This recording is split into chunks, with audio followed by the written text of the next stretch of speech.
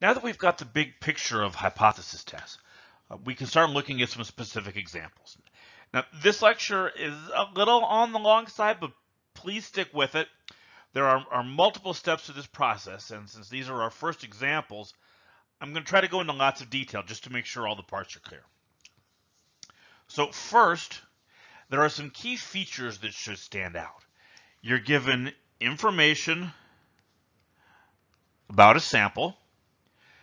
You're given a confidence or significance level and information about a claim that's being made about the population. These three features are things that you should see in every hypothesis test.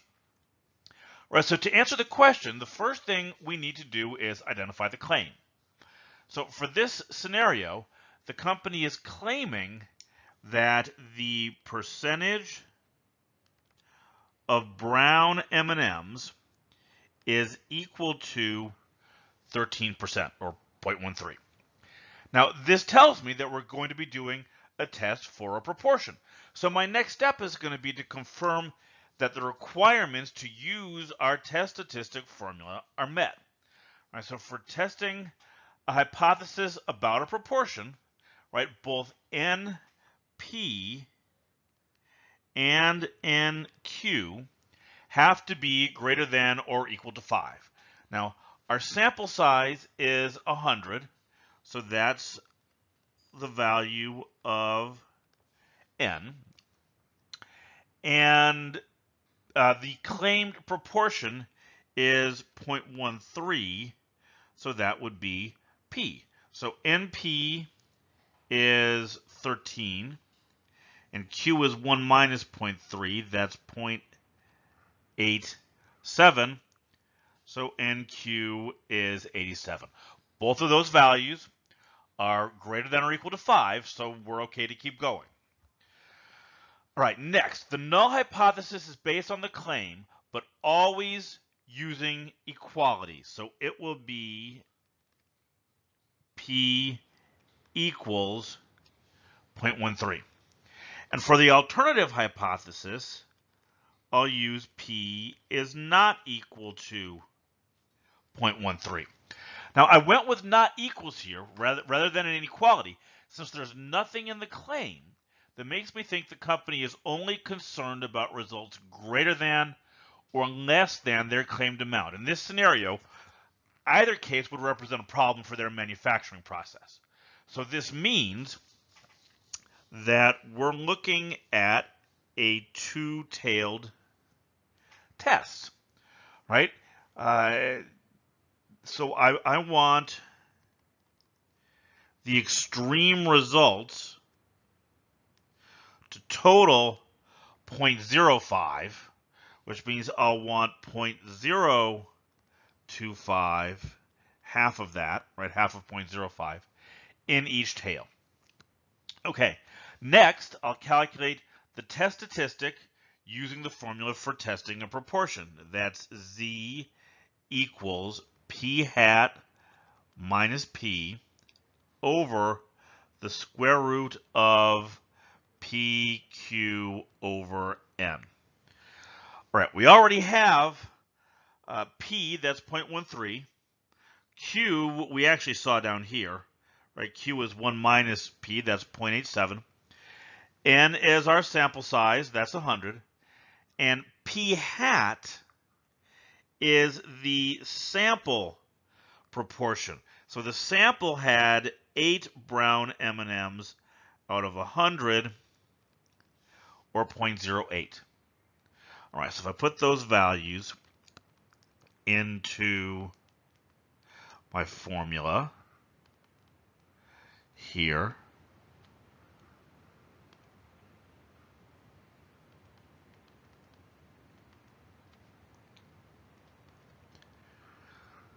and then go to my calculator, this comes out to negative 1.49.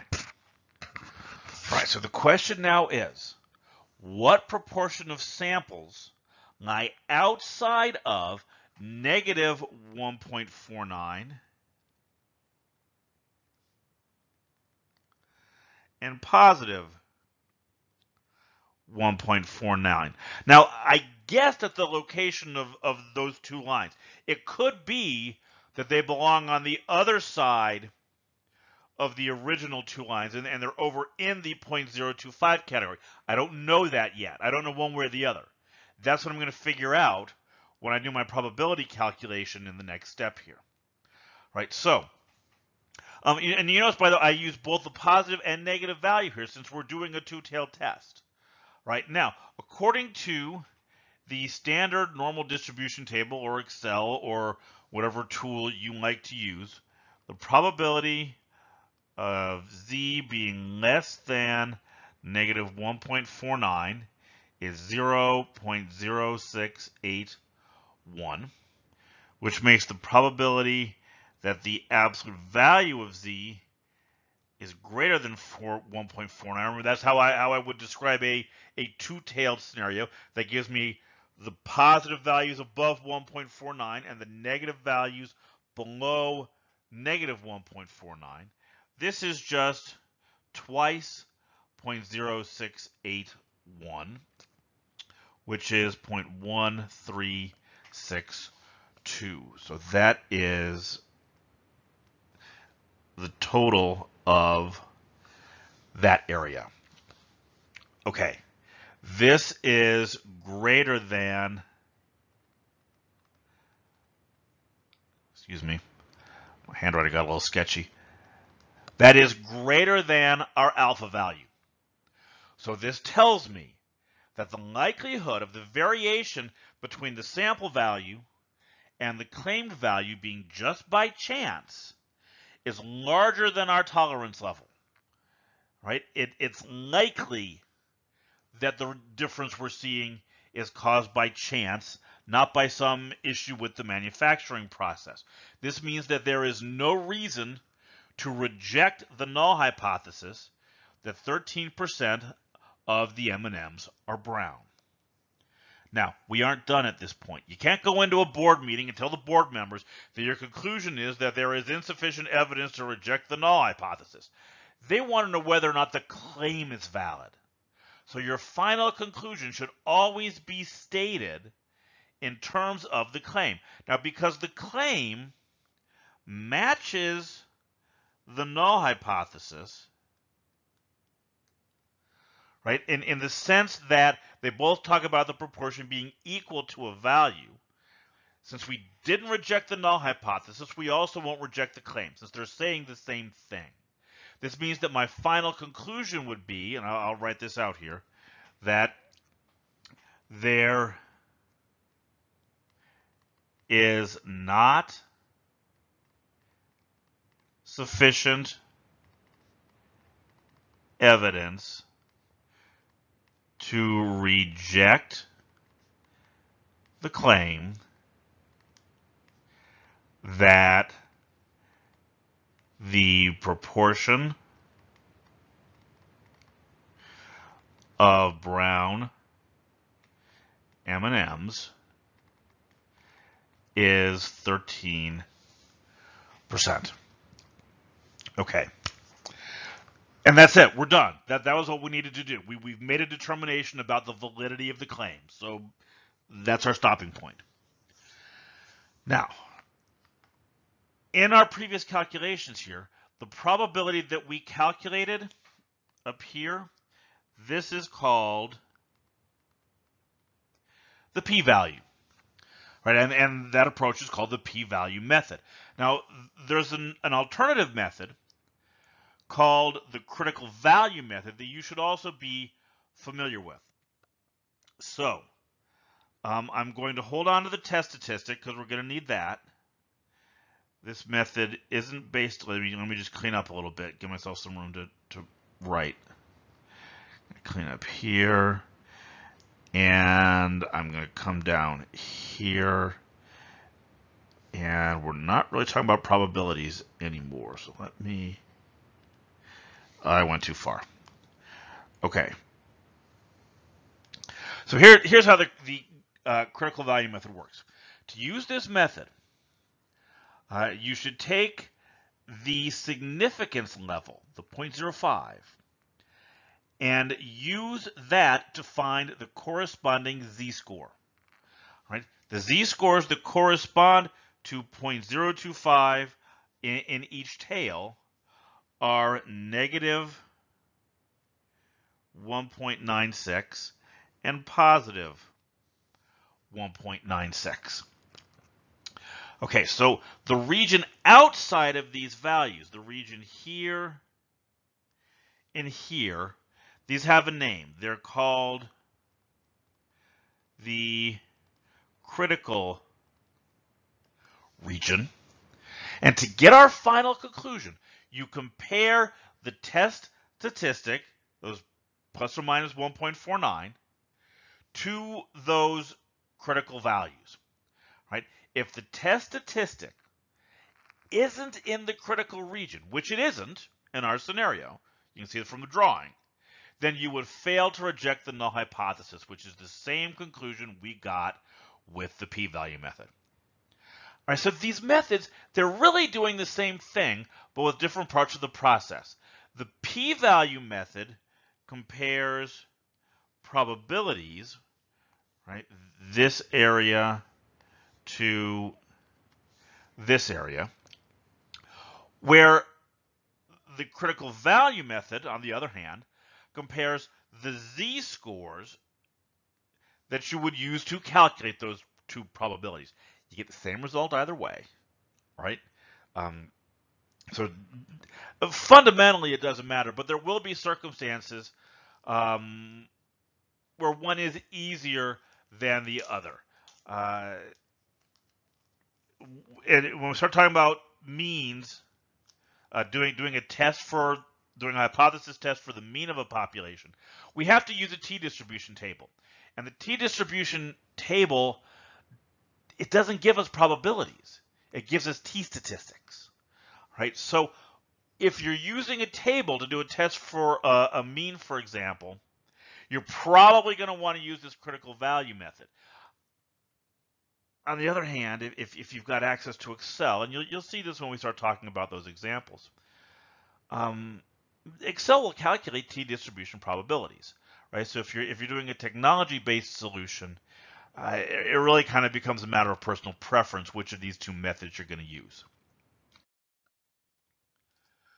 All right, so I've got another scenario here, right? A medical test this time, and we're again talking about a test of a proportion, right? See 76% here. So we'll start in the same place by calculating NP and NQ and checking those values. So N is 20. That's the number of patients. P is the value here that P is 0.76. It's the value that comes from the population. In this case, it's the value that comes from the existing method. So Q is 1 minus P. 1 minus 0.76 is 0.24. So I get 15.2 and 4.8. Now, since NQ is less than 5, we can't use our procedure in this scenario. You should resist the urge, right, to round the results here. If the unrounded value doesn't make the threshold, then you can't go any further. So this is the same scenario, right? It's in the previous example, but with the sample size increased. Right? So for this experiment, NP would be 40 times 0.76, and NQ would be 40 times 0.24, and those come out to 30.4 and 9.6. So this time we're in good shape. Now both of our values are greater than or equal to 5, right? So it's okay to proceed. All right, so what we're claiming here is that the new procedure, the proportion of successful treatments with the new procedure, will be better than the old procedure, the old medication. So I'm claiming that P is greater than 0.76. Now, since we're only interested in greater values, right? I can see already that in the end we're going to be doing a single-tailed test here. All right, now the null hypothesis uses the same information as the claim, but it always has equals in it. And the alternative hypothesis will match the claim, right? Okay, so looking at the sample results, where's that here? 38 patients from a sample of 40 recovered. P hat, that's the sample proportion, is 38 patients out of 40, which is 0.95. All right, so we're working with we're looking for the test statistic for a proportion. That's Z equals P hat minus P over square root of PQ over N. That's, let's see, 0.95 minus 0.76 over the square root of 0.76 times 0.24 divided by 40, which is 2.8137. All right, so let's try to visualize this, right? I'm going to draw a normal distribution. And we're doing a one-sided, a right-tailed test. So I'm going to be over here, and I have 0.01 in that right tail. So my question now is, where does 2.8137 fall? Is it in that critical region? Is it to the right of the line, or is it to the left of the line? Right? Well, let's look at probabilities. Our p-value is the probability of getting a result greater than, because again, right tail test, greater than 2.8137. And Excel tells me that this is 0.0024. Right, this is less than our significance level, which means the likelihood of getting the difference that we're seeing by chance is low. Specifically, it's less than our tolerance level. So the probability here would be just this area down here somewhere. Okay? Because the likelihood of getting these results by chance was low, there is sufficient evidence to reject the null hypothesis. All right, that's good to know, right? So let me write this in here. There is sufficient evidence to reject H naught.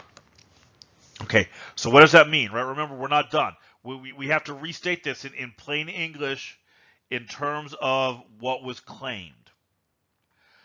Okay, since the claim doesn't include equality, right, where the null hypothesis does, rejecting the null hypothesis means not rejecting the claim.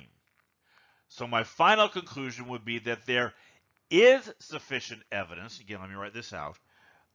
There is sufficient evidence to support. Notice this is where the change happened, right? Instead of rejecting, I'm supporting.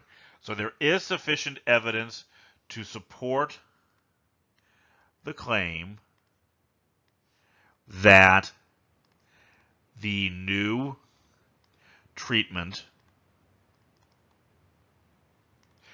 gets better results. And that's my final answer. right? It looks like this new medication is doing better than the previous medication was. All right, so how about the critical value method? All right, remember to do the critical value method, let me label my t-score, or my test statistic here. This was 2.8137. So to use the critical value method, I need to find the z-score. I need to find this value here that gives me an area of 0.01 to the right. Well, if you go to to Excel or your standard normal distribution table, that value would be 2.326. And now you see that this matches my graph, right? My test statistic is in the critical region, so my conclusion would be the same, right? There is sufficient evidence to reject the null hypothesis. We get the same answer either way. All right, so now you need to be precise about how you state your final conclusions, right? As a general rule, you should avoid ever saying that you accept the null hypothesis, right? That's bad, right? When people hear that, they can interpret it as saying that you've proven that the null hypothesis is true when that really isn't the case. There's always going to be that maybe very slim possibility, but there's always a possibility that you got really unlucky and got a very skewed sample. Right? So just to avoid this possible misinterpretation, it's better always to talk about failing to reject the null hypothesis rather than accepting it. Okay, so hopefully at this point you're starting to get a handle on how the hypothesis testing process works. So in the next lecture, we're going to continue working through examples of this process, but with tests about the mean of a population rather than a proportion.